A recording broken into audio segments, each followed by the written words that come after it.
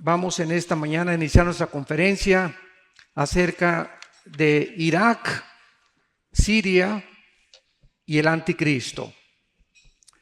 Hace algunos años pudimos nosotros ver a través de los reportes y de los medios de comunicación masivos que en Túnez hubo una rebelión tremenda contra el gobierno que se corrió y comenzó a propagarse por el norte de África y llegó a Egipto, donde un grupo llamado la Comunidad Musulmana Radical o la Hermandad Musulmana derrocaron al presidente Mubarak. Después de Egipto comenzó otro grupo a infiltrarse dentro de Siria para poder formar una nueva coalición de terrorismo en el mundo. Y este grupo hasta este momento se llama ISIS, que significa o se tradujo el Estado Islámico. Hace un mes, este grupo terrorista acaba de ser desechado o descalificado como grupo terrorista y ahora es considerado un culto satánico.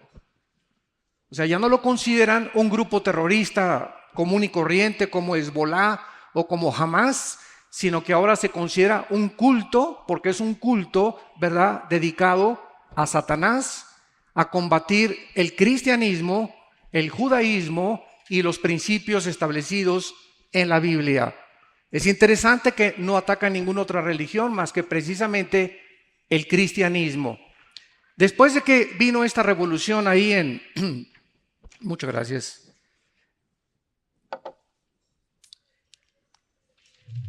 En Siria comenzó este grupo dirigido por un hombre llamado Bakur Baghdadi a comenzar a propagar que ellos anhelaban no solamente unirse y derrocar al presidente Bashar de Siria, sino borrar la frontera entre Siria e Irak.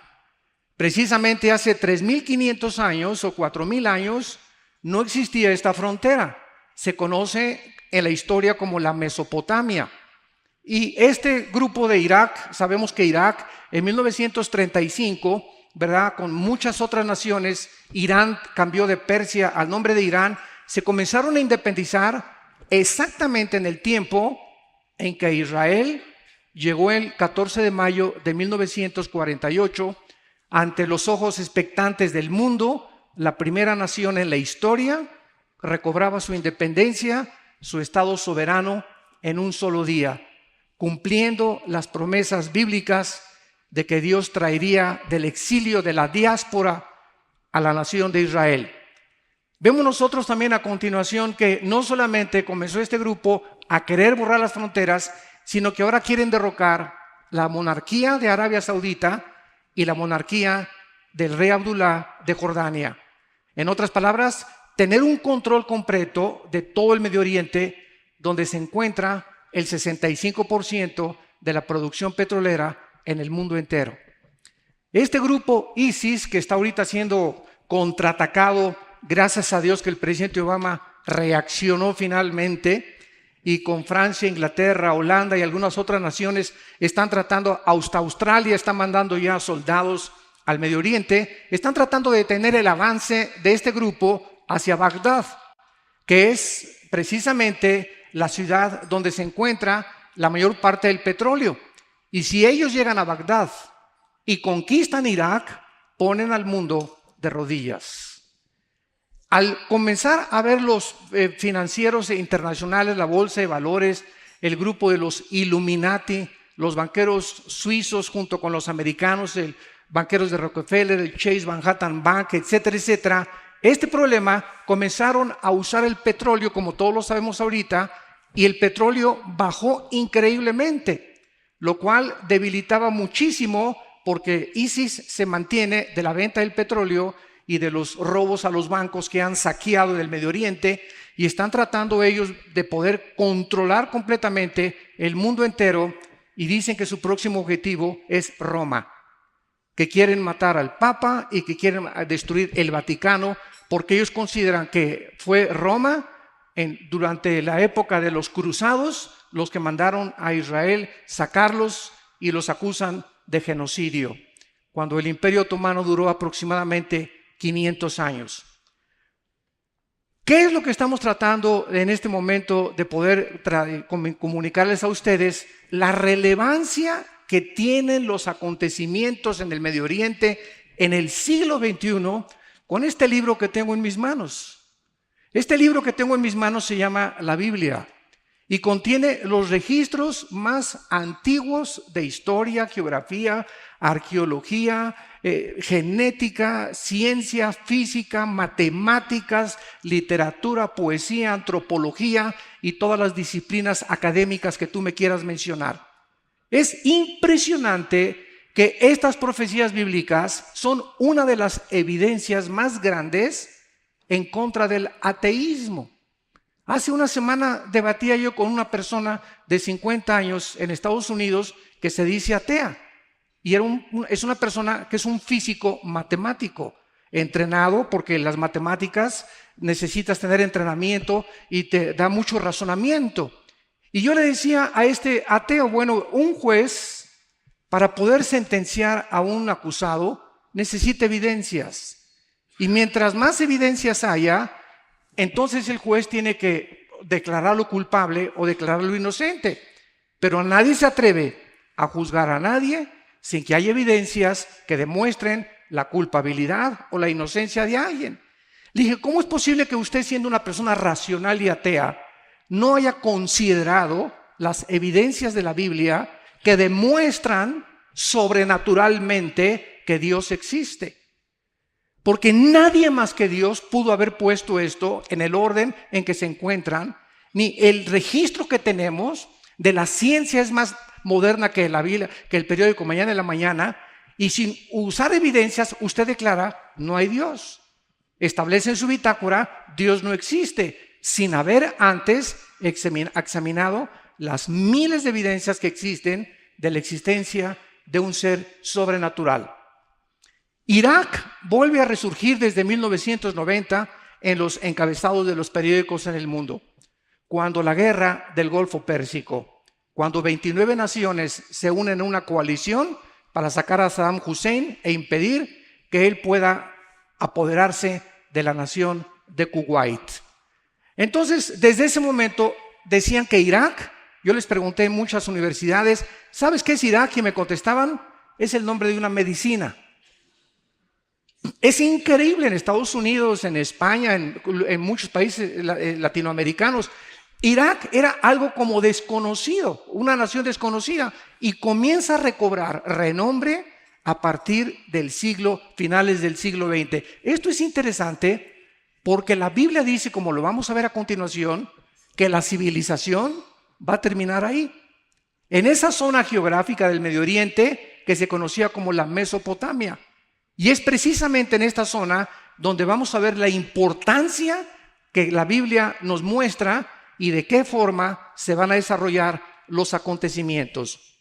En primer lugar, fue aquí en Irak, en el capítulo 2 del libro del Génesis, donde tuvo lugar el origen de la civilización humana, de acuerdo a la Biblia. Dice el capítulo 2 del Génesis, versículo 10, y salía de Edén un río para regar el huerto, y de allí se repartía en 4 brazos. El nombre del uno era Pisón. Este es el que rodea toda la tierra de Ávila, donde hay oro, o sea, la parte de Arabia Saudita. Y el oro de aquella tierra es bueno. Allí también hay bedelio y ónice. El nombre del segundo río es Gihón, que posiblemente fue el río Nilo, y después del diluvio universal fue desviado su cauce y ya no recorre el Medio Oriente como antiguamente. Este es el que rodea la tierra de Cus, que es la tierra de Canaán. Y el nombre del tercer río es Hidekel, que es el nombre actualmente del río Tigris. Este es el que va al oriente de Asiria, y el cuarto río es el Éufrates. El huerto del Edén, donde Dios colocó a la primer pareja humana, se encontraba geográficamente en lo que ahorita es la nación de Irak y Siria, en esta región de lo conocida como la Mesopotamia. Hidekel es el antiguo nombre, como vimos, para el río Tigris, que junto con el Éufrates riegan desde Turquía hasta el Golfo Pérsico, más de 1,700 millas. Entonces, es impresionante que el río Éufrates ocupe desde el principio de la Biblia hasta el Apocalipsis, como lo vamos a ver capítulo 9, la importancia de que en esta zona geográfica fue donde se inició la civilización de acuerdo a la Biblia. En segundo lugar, en Génesis 3:1, la Biblia nos muestra que fue ahí también, en lo que es ahorita Irak y Siria, donde se encontraba Lucifer. Dios no creó al diablo. La palabra diablo significa acusador. Satanás, el adversario. Dios creó a un querubín perfecto, hermoso, con el potencial de que él escogiera adorar a Dios libremente. Él se hizo diablo. Dios no hizo al diablo. Él se hizo diablo cuando él se rebeló con las leyes de Dios. Entonces, ahí fue precisamente cuando Adán y Eva fueron colocados, que ya en este planeta Tierra se encontraban los ángeles caídos. Esto es interesante porque lo corrobora Ezequiel capítulo 28 e Isaías capítulo 14. Entonces, el planeta Tierra que nosotros conocemos tiene aproximadamente 10 o 15 billones de años. La civilización humana no tiene más de 6,000 años de historia, porque hace 6,000 años precisamente comenzó la historia de acuerdo a las genealogías del libro del Génesis. Entonces, el planeta Tierra tiene más de 10, 15 billones de años, y lo comprueba el carbono 14, el potasio argón y la radioactividad, que de los 97 métodos científicos son los más acercados. Pero este planeta ya estuvo ocupado antes por alguien. Este planeta estaba ocupado por ángeles caídos, que fueron confinados aquí y que Dios los tuvo que juzgar antes de que Dios colocara y comenzara a reestructurar el planeta en los primeros versículos del Génesis. Porque cuando dice la Biblia que Dios dijo fue a la luz, no se refería a la luz del sol, porque el sol hasta el cuarto día entra en movimiento, se refería al espectro electromagnético que rodea la Tierra y que hace posible las comunicaciones. Tú sales fuera de la atmósfera y es imposible que nos comuniquemos más que a través de una escafandra. Si vamos a la Luna, vamos a Marte, necesitamos aparatos. La voz no viaja, las ondas del sonido no viajan fuera de la atmósfera, porque el espectro electromagnético es precisamente lo que Dios diseñó para que de la atmósfera hacia abajo pudiéramos nosotros comunicarnos. Vemos nosotros también en Job capítulo 38 que la Biblia corrobora esta versión acerca de que los ángeles ocupaban este planeta y ellos ya existían antes que nosotros. Dice en Job capítulo 38 que cuando Dios estaba midiendo la tierra, Dios puso las medidas perfectas de la tierra y esta afinación es como un motor. Si yo me meto un motor de un Volkswagen, veo que necesita batería, necesita bomba de gasolina, bujías, pistones, pero todo dentro del motor tiene que estar afinado. Todas las partes, una con otra, se llama la complejidad irreducible científicamente o matemáticamente hablando. Tiene que formar una parte común para que funcione el motor. Un solo alambrito de la batería desconectado impide que el motor pueda caminar en tu vehículo. Entonces, el universo que nosotros vemos es un universo afinado. La distancia de la Tierra al Sol es perfecta. El movimiento en 24 horas del planeta es perfecto. El movimiento de traslación alrededor del Sol es perfecto. Todos estos detalles que nos hablan de un afinamiento hizo posible la vida del ser humano. El oxígeno que nosotros respiramos, que tiene casi nitrógeno en su mayor parte con muy pequeños gases y oxígeno, está exactamente balanceado para que cuando tú hagas y respires, es exactamente los gases que necesitan tus pulmones para poder sobrevivir y también el cerebro y la sangre. Todo esto no pudo haber sido hecho por un accidente, señores ateos, por el amor de Dios. San José, la Virgen y el burrito que los acompaña. Entonces, es imposible llegar a una complejidad como la que nosotros observamos y concluir con estas cosas. Fue un accidente, una selección natural, Los dinosaurios se convirtieron en hipopótamos, los hipopótamos en jirafas, los peces se convirtieron en culebras, los reptiles se convirtieron después en changos y después finalmente aparecimos nosotros por otro accidente. Los sexos aparecieron por accidente. El sexo masculino apareció por accidente y por un accidente una mujer con órganos reproductivos femeninos y se juntan los dos y nace un tercer accidente. Vemos nosotros que es imposible, señoras y señores, racional, inteligente y filosóficamente el ateísmo es insostenible. El 95% de los ateos que hemos debatido, y me encanta debatir porque es mi plato favorito el ateísmo, porque yo fui ateo y profesé el ateísmo y entiendo los niveles que el ateísmo usa y la plataforma que usa, que es el materialismo, el ateísmo y el comunismo principalmente, son insostenibles. No se pueden sostener filosóficamente. ¿Por qué? Porque el 95% de los ateos no es cierto que les falte evidencias. El problema es moral. No les conviene creer. Y si tú le pones a un ciego aquí una vela y él no quiere verla, el problema no es la luz, sino la voluntad que va en contra de la verdad y de la revelación. Porque las cosas de Dios se conocen, pero ellos detienen con injusticia la verdad, aferrados a traumas de problemas, amargados contra Dios y están enojados siempre con alguien que no existe. Esto es lo más paradójico, ¿verdad? Un ateo es una persona que está enojada con alguien que no existe. Y ven y tiran como a José Stalin antes de morir en Rusia. Levantaba el puño y le decía, vas a ver Dios. Y su hija le preguntó, pero si Dios no existe, papá. Vemos en tercer lugar que también fue ahí en Irak y en Siria donde tuvo lugar la rebelión humana en contra de Dios. Y vio la mujer, Génesis 3, versículos 6 y 7, que el árbol era bueno para comer y que era agradable a los ojos, el árbol de la sabiduría, del bien y del mal, o del conocimiento del bien y del mal. Y tomó de su fruto y comió, y dio también a su marido, el cual también, así como ella, comió.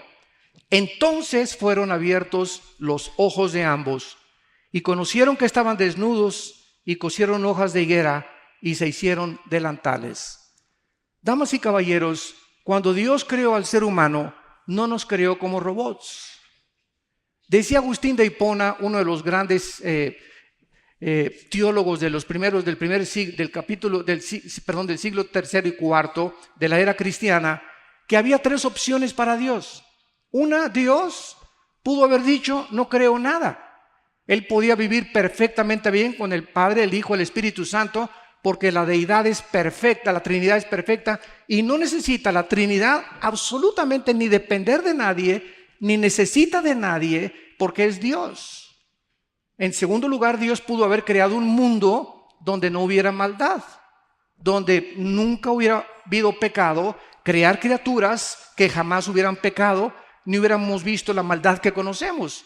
Y en tercer lugar, Dios tuvo la opción de crear un mundo, un universo, donde las criaturas escogieran libremente, porque escuchen esto, si no hay dos caminos, no hay libertad. Esto lo vemos políticamente en muchas naciones, actualmente en Sudamérica. Vamos a votar y hay un solo candidato.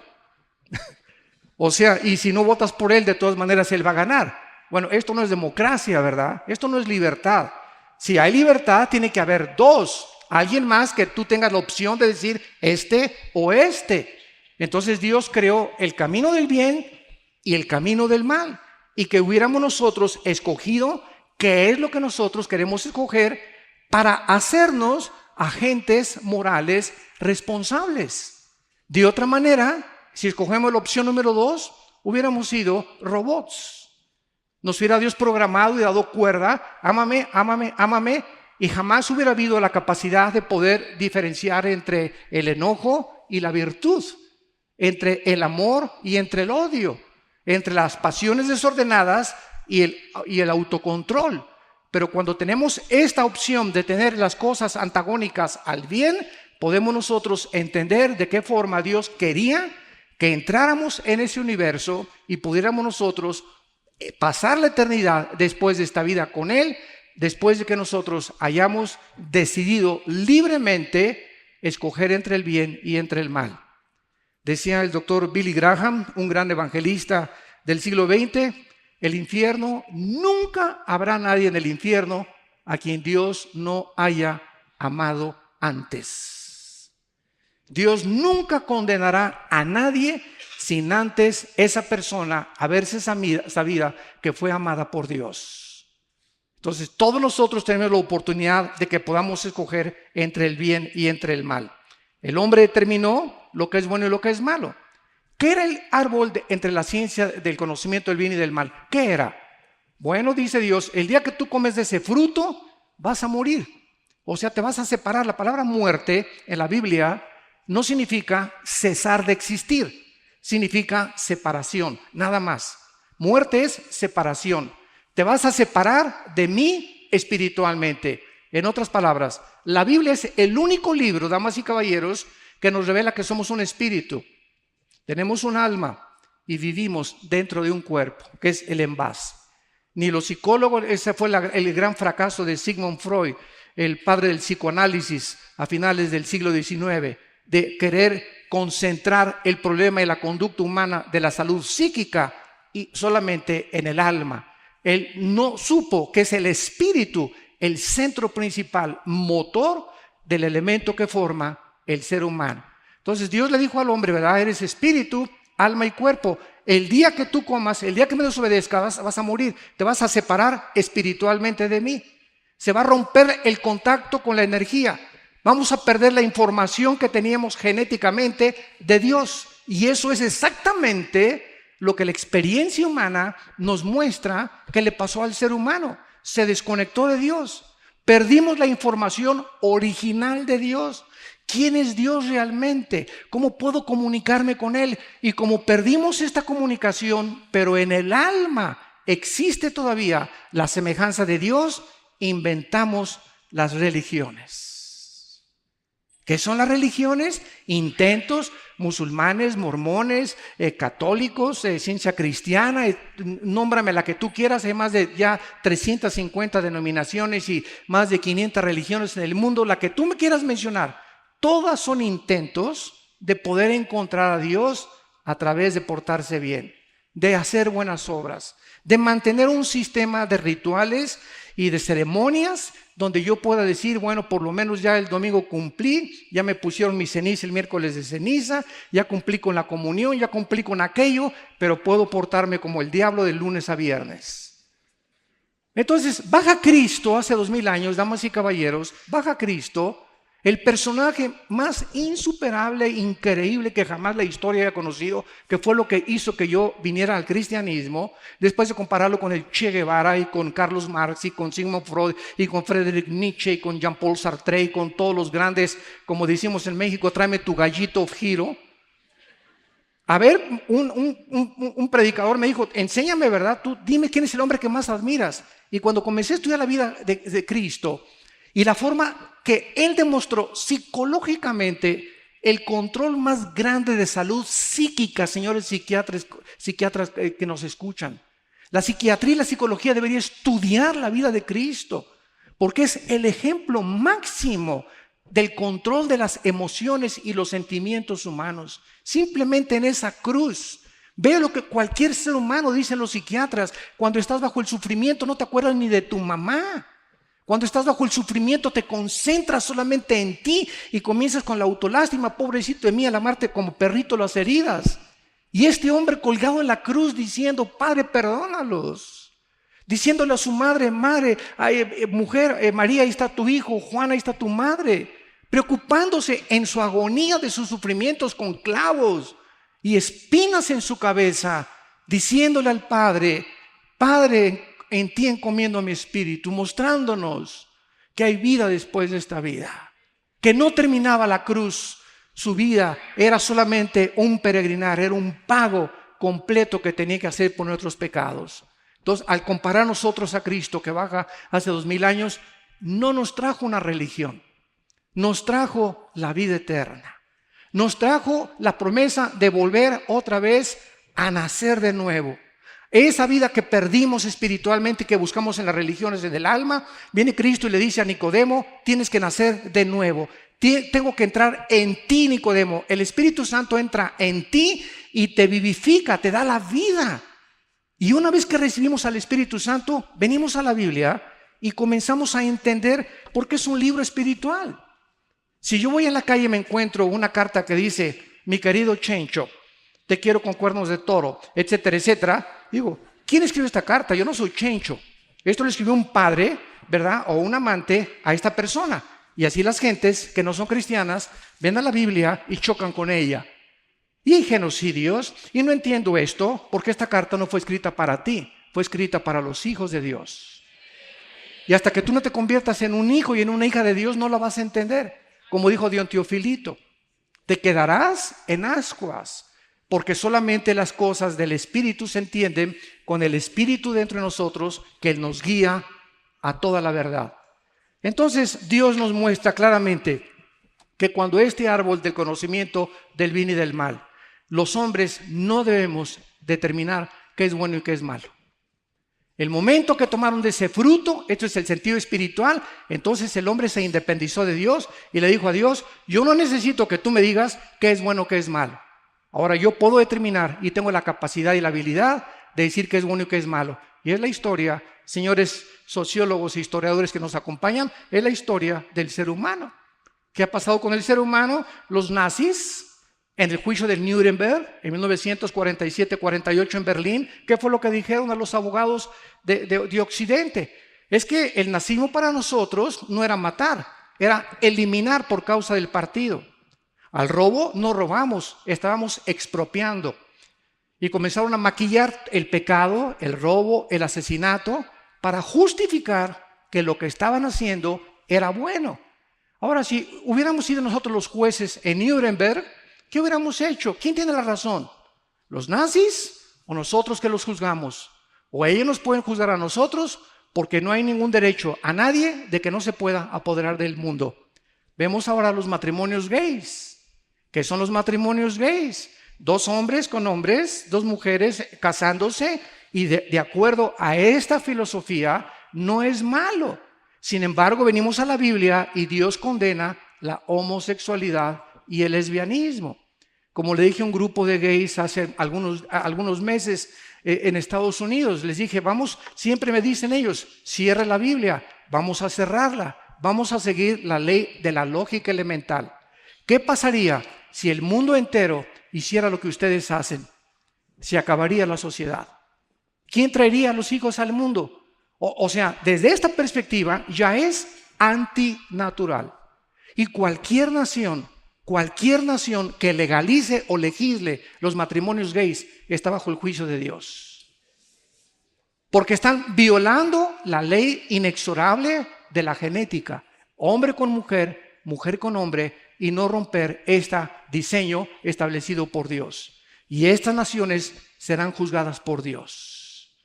Tarde o temprano, porque no somos independientes ni autónomos, ni podemos decidir entre el bien y entre el mal. Es Dios el que estableció el sexo, es el único que nos puede decir cómo puede utilizarse el sexo, es el única autoridad para decir cuál es el propósito del sexo y no nosotros. Pero esta es la razón por la cual estamos como estamos. Sociedades donde está legalizando los matrimonios gays, se está legalizando la marihuana. Ahora los científicos están diciendo es que, bueno, en el estado de Colorado ya se legalizó la marihuana, en 2, 3 estados de Estados Unidos, y ahora la pregunta es, ¿se puede manejar marihuana? El marihuanazo que te vas a dar.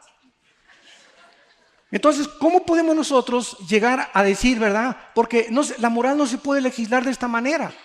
El Dios de la moral es Dios, el Dios de la Biblia. Y si no nos hubiera dejado un patrón, un parámetro para poder decidir nosotros qué es bueno, qué es malo, el mundo va a acabar como va a acabar. Precisamente porque le creyeron la mentira a Satanás. Podemos nosotros determinar qué es bueno y qué es malo.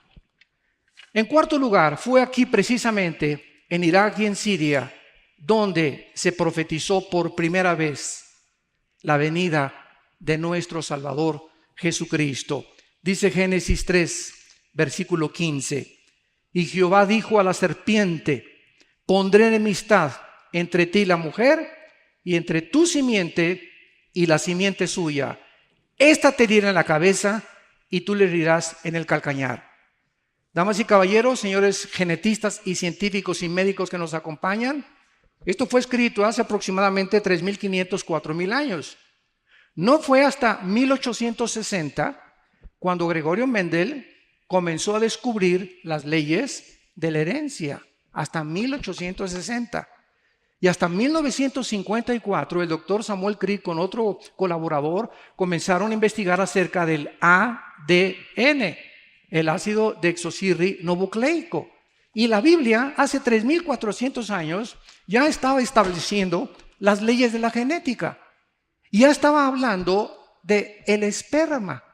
La palabra que se usó aquí en Génesis 3:15, pondré enemistad entre tu simiente y la simiente suya, apúntala en el hebreo, es la palabra sera con Z, que se tradujo en el Nuevo Testamento, cuando se tradujo la Septuaginta del hebreo al griego, se tradujo esperma.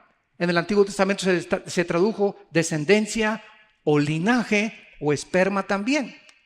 Es muy interesante que Dios ha hecho una promesa. Iba a haber una enemistad, una guerra continua, es la palabra en el hebreo enemistad, una guerra que es continua, es un odio que tienes hace 3 años o 4 años contra tu mamá, un odio que tienes hace 3 o 4 años contra tu papá o contra tu cuñado, o una persona que no has perdonado hace 3 o 4 años. Esto no solamente pleito, es una enemistad que dura en tu corazón y te está infectando como tú no te imaginas. Porque lo que más infecta y afecta la salud psíquica del ser humano es el rencor.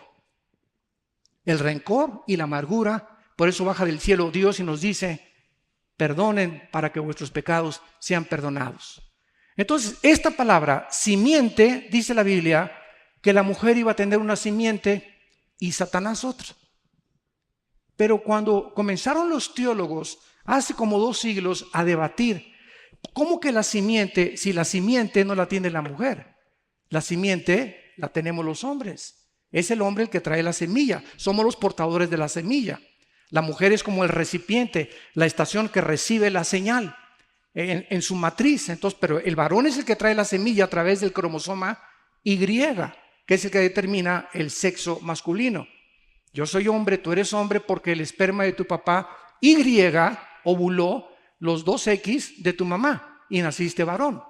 Si el cromosoma X de tu papá hubiera ovulado los 2X de tu mamá, hubieras nacido mujer. Entonces vemos nosotros que dentro de la misma genética, que apenas estamos comenzando a ser arañados en ella, la Biblia establecía que Cristo vendría sobrenaturalmente al mundo. Esa semilla no la pondría José. Cuando el ángel se le apareció a María, Mateo 1, le dijo: José, hijo de David, José, no temas recibir a tu María, tu mujer, porque lo que en ella es engendrado del Espíritu Santo es. María se convulsionó, María estaba anonadada. Oye, le dice al ángel Gabriel: José y yo no nos hemos ni a Cancún de luna de miel.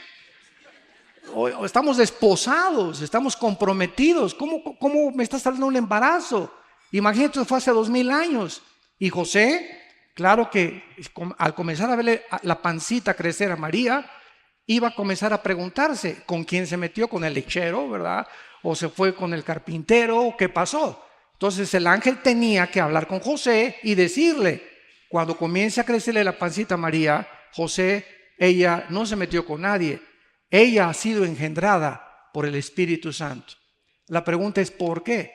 Y 2000 años después, la ciencia, que dice siempre, y la Biblia tenía la razón, nos da la respuesta. Si José, la semilla de José, el esperma de José, hubiera ovulado, hubiera fertilizado el óvulo de María, Cristo, nuestro Salvador, hubiera nacido en pecado.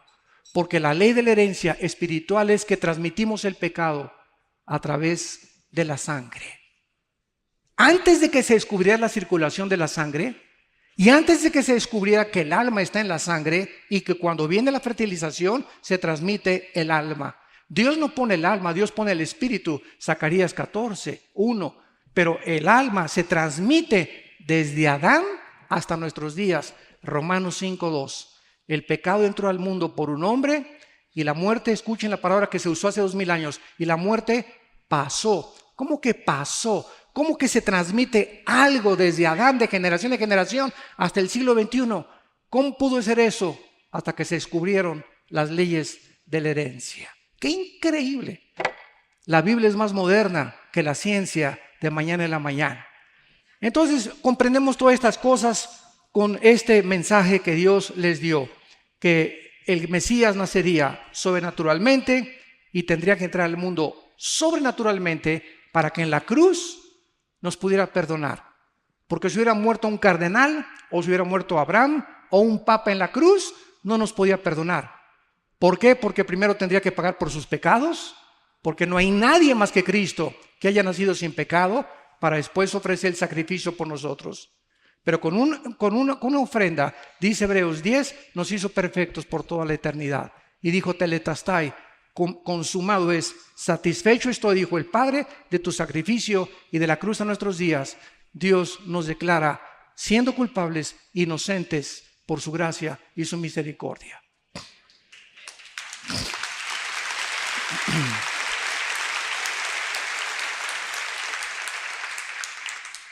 Fue en Irak y en Siria donde por primera vez se ilustró con símbolos el Evangelio. Génesis 3:21. Y Jehová Dios hizo al hombre y su mujer túnicas de pieles y los vistió. En otras palabras, cuando Adán y Eva se rebelaron contra Dios, ¿qué hicieron? Inmediatamente lo primero que descubrieron fue su sexualidad, porque es a través de la sexualidad que se transmite el pecado. Es a través de la unión sexual, cuando el hombre pone su esperma en la matriz de la mujer, donde se transmite el pecado. Se transmite sexualmente el pecado. Entonces no nos sorprenda que ahorita la diosa del universo es el sexo y el dios, el oro o el dinero. Son los dos dioses que han levantado el ser humano, el dios del dinero y la diosa del sexo. Y vemos ahorita, ¿verdad? Matrimonios gay, homosexualismo, sadomasoquismo, sexo con animales, adulterios, fornicación. Las telenovelas ya no tienen, ¿verdad?, ningún recato absoluto. Es Sodoma y Gomorra el mundo en que estamos viviendo.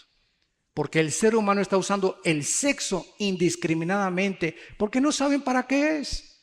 Si yo agarro esta botella, el que diseñó esta botella le dio una forma, un diseño, para que fuera el contenedor del agua que se le pone con su tapita. Y si yo agarro esta botella para meterla aquí o en la sopa, estoy usando equivocadamente, porque esta no es una cuchara, fue diseñada para contener agua. Entonces, cuando yo sé, ¿verdad?, que es el diseño para beber agua, uso el agua y sé el propósito del diseñador. El sexo no fue diseñado por Dios para usarlo nunca fuera del matrimonio. Nunca fuera del matrimonio. Pero como la gente no lo sabe, lo está usando indiscriminadamente. Y les recomiendan a los jóvenes, no, la masturbación es bueno, ¿verdad? Y ahorita por todos lados todo el mundo está adulterio, los artistas de cine, telenovelas. Ningún artista ahorita ni cantante dura 2-3 años casado con nadie. Se divorcian con uno, con el otro, con el otro. ¿Por qué? Porque el ser humano no entiende que el sexo es santo y es la institución más sagrada que Dios estableció, la familia y el matrimonio. Y es el ataque ahorita de la sociedad contra la familia y el matrimonio. Destruye el matrimonio y destruyes Bogotá. Destruyes una ciudad, destruyes una nación. Porque el fundamento de las naciones es la familia. Es el tesoro más grande que Dios nos ha dejado para sobrevivir como sociedades. Vemos nosotros que al usarse ellos las hojas de higuera y tapar sus órganos sexuales, Dios les dijo, no, ustedes no se van a vestir. Y estas hojas de higuera son las religiones. El ser humano se sabe que está completamente desnudo delante de Dios y se tapa con una religión. No, pues yo soy católico, yo soy protestante, o soy bautista, o soy mormón, y con esto está tapando su supuesta conciencia para poder descansar de vez en cuando. Dicen que Hitler se disfrazaba de Santa Claus en Navidad. Al Capone, el rey de Lampa en Chicago en la época de los 20, ¿verdad? Igual, ¿verdad? Se ponía de Santa Claus con campanitas para descargar la conciencia. Aquí, ¿verdad? Sabemos que en Colombia muchas personas que se dedicaron al narcotráfico, etcétera, etcétera, ¿qué hicieron? Comprar campos de fútbol, comprar barrios a la gente pobre. ¿Para qué, verdad? Para descargar su conciencia y al otro día poner una bomba en un avión. Entonces, esta es la forma en la que opera la conciencia del ser humano. Tenemos que hacer algo bueno para que no nos sintamos tan malos y podamos descansar y dormir de vez en cuando. Pero este es el gran engaño que dice Dios. Entonces Dios, al vestir ellos a Adán y Eva, nos estaba diciendo: Dios, yo soy el que los voy a vestir, yo los voy a cubrir con la sangre de mi hijo. Tiene que morir un animal inocente, porque Dios tuvo que matar un animal. Es el primer derramamiento de sangre para vestir a Adán y Eva con pieles. Entonces vemos que sin derramamiento de sangre, Hebreos 9:27, no hay remisión de pecados. No es más que la sangre de Cristo, escúchenme, no es más que la sangre de Cristo el antídoto y la medicina que la Biblia prescribe para el problema del ser humano. La sangre de Jesucristo. No es religiones, no es ritos, no es ceremonia, no son bautizos, no es nada. Es la sangre donde se encontraba la vida del Hijo de Dios. Lo que tú tienes que aceptar para poder ser transformado en una nueva criatura. Y vemos también, en penúltimo lugar,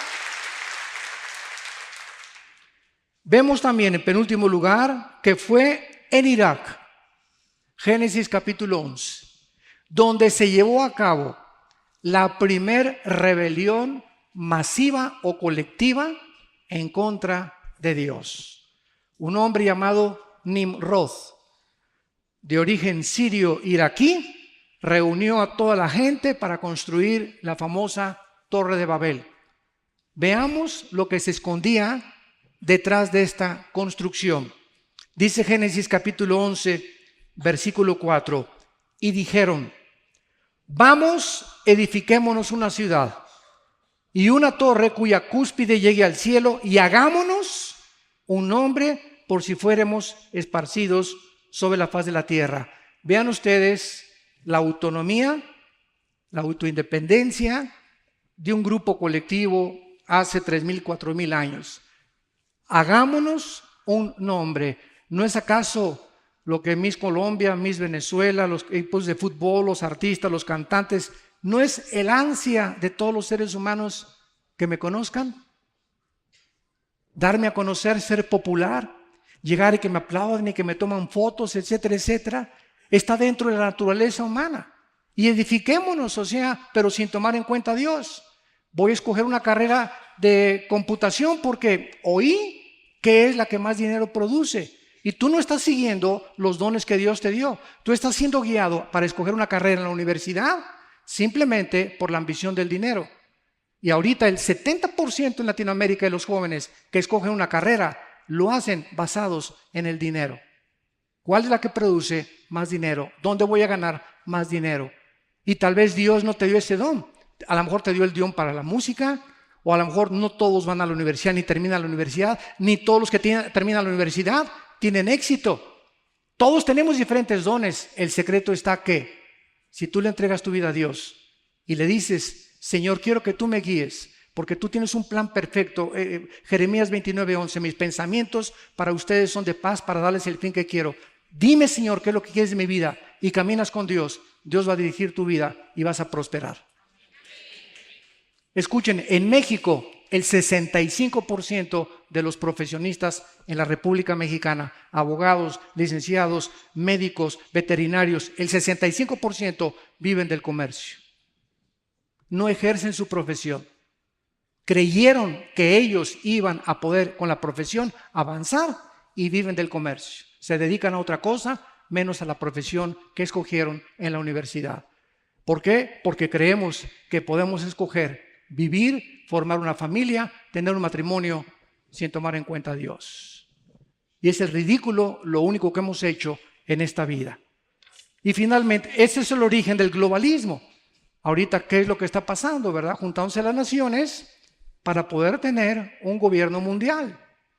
Hace poco, desgraciadamente, oí en un video que me mandaron que se juntaron en Guatemala muchos pastores para decir que la reunión que hubo en Suiza para el tratado que está haciendo Estados Unidos, el P5 con Irán, para que puedan reducir el uranio 235 y centrifugar menos la construcción de la bomba atómica, era el tratado de paz del anticristo. Y estamos deteriorando y distorsionando las profecías bíblicas en un sensacionalismo amarillista, porque creemos que podemos nosotros, sin consultar la Biblia y sin estudiarla profundamente, llegar a emitir tantas barbaridades. Cuando los aviones se estrellaron contra las Torres Gemelas en Nueva York, dijeron que fue el ataque de Babilonia en Apocalipsis 18, que era la destrucción de Babilonia, que Nueva York era Babilonia y que así comenzaban a destruir Dios a Babilonia. Y así vivimos en un mundo donde si no tenemos cuidado y no estudiamos y no profundizamos, vamos a ser engañados. Pero el anticristo determinará finalmente la unidad del mundo en un solo gobierno, política, económica y militarmente. Y finalmente, en Apocalipsis 9, versículo 13 y 15, escuchen esto. El sexto ángel tocó la trompeta y oí una voz entre los 4 cuernos del altar de oro que estaban delante de Dios diciendo: desata los 4 ángeles que están atados junto al río Lerma, Mississippi, Tíber.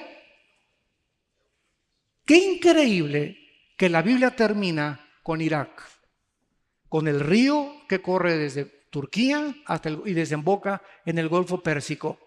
Y la Biblia nos revela, esto es tremendo, que ahí en Irak, junto al río Éufrates, se encuentran atados los 4 principados que controlaron el imperio babilónico, el imperio medo-persa, el imperio griego y el imperio romano.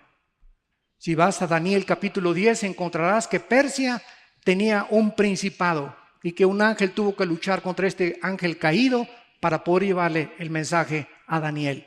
Y estos 4 ángeles que están atados en el río Éufrates controlaron esa zona y van a ser desatados antes de la segunda venida de Jesucristo. Y qué increíble que en este momento, en el siglo XX, estamos en abril del siglo XXI, el Medio Oriente, Irak y Siria sean el centro del conflicto internacional que puede llevarnos a una tercera guerra mundial. Donde más actividad demoníaca hay en el mundo, no es en Tepoztlán, en México, ni en el Zapoteco, ni en Perú, ni en Lima, es en Irak y en Siria. Y ahí se está llevando un conflicto armado, porque ya son 40 o 50 mil hombres terroristas llamados ISIS, con el propósito de expandir otra vez el califato, el gobierno de un califa y controlar el mundo. Porque ahí se encuentra el 65% de la producción del petróleo del mundo entero. Y este es el cuadro al que todos nosotros hemos llegado. Y la Biblia profetiza finalmente en Daniel capítulo 8, que de una de las divisiones del imperio griego saldrá el anticristo. Cuando muere Alejandro el Magno, se divide Grecia en Egipto, en Siria, en Turquía y en Macedonia. Y dice la Biblia aquí en Daniel 8, versículo 8 y versículo 9, y el macho cabrío se engrandeció, que más adelante es Grecia, y de uno de ellos salió un cuerno pequeño, que creció mucho al sur, o sea, hacia Egipto, y al oriente, Jordania, Irak e Irán, y hacia la tierra gloriosa, y se engrandeció hasta el ejército del cielo, y las estrellas echó por tierra y las pisoteó, y por él fue quitado el continuo sacrificio. La Biblia le llama al anticristo en Isaías 10:12, en Isaías 14:25 y en Miqueas capítulo 5, el asirio. Pero muchos dicen, ¿pero que no iba a ser judío el anticristo? Escuchen esto para terminar. Qué interesante. En el año 722 a.C., Los asirios se llevaron por primera vez cautivos a 10 tribus de Israel en el año 722 antes de Cristo y se los llevaron a Siria, y estas 10 tribus se perdieron en la historia. Solamente quedaron 2 tribus de Judá y Benjamín en el reino del sur, Israel, y ahorita se conocen como los de Judá o los de Leví, que son los únicos judíos que se pueden identificar.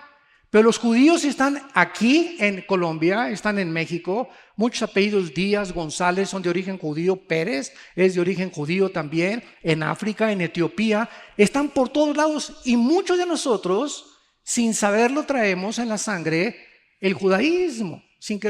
Dicen que Hitler, su abuelo, era judío. Esto es impresionante. Se le cambió el nombre a su padre y se puso el Hitler. Él no se apellidaba Hitler.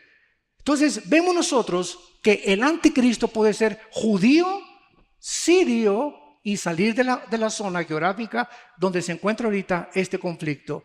Y interesante que Bagdadi, el jefe del Estado Islámico, haya declarado: vamos a conquistar el mundo. El próximo gobierno será el próximo gobierno otomano, va a volver a revivir después de 500 años, porque a principios del siglo XX los otomanos fueron dominados por los ingleses. Después los ingleses, ya vino Israel y vienen los Estados Unidos y Rusia en la Guerra Fría, pero vemos nosotros en la historia que exactamente lo que este libro profetizó hace miles de años. Señores historiadores, señores que están buscando verdaderamente evidencias y que les interesa la verdad, este es el único libro que nos da las únicas verdades incondicionales y completamente verdaderas, para que entendamos que no hay un relativismo en la Biblia. Es una autoridad científica, histórica, geográfica, el área que tú quieras, la palabra de Dios. Y este mensaje, dice la Biblia, es el más importante. De tal manera amó Dios al mundo que dio a su Hijo unigénito. No nos dejó solo, nos dejó un manual.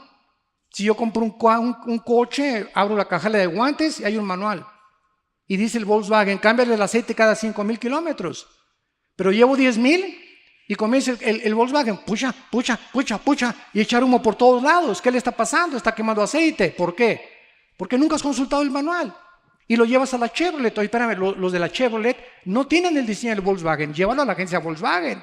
Ellos fueron los que fabricaron el carro y te van a decir cuál es el problema. Y así estamos nosotros en la vida.